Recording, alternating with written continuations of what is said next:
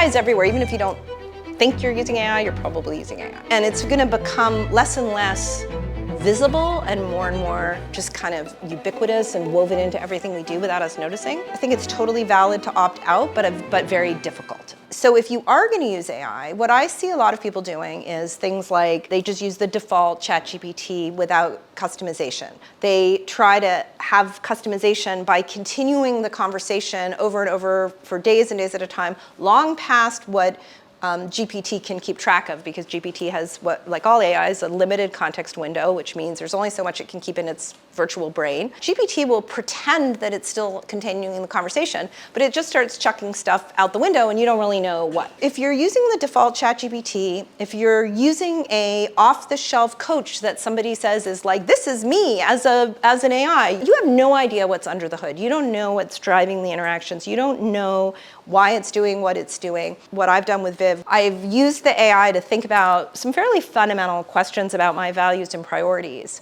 The process of writing her instructions, rewriting her instructions, choosing the files to upload is a process of this piece of work reflects me more profoundly than that piece of work.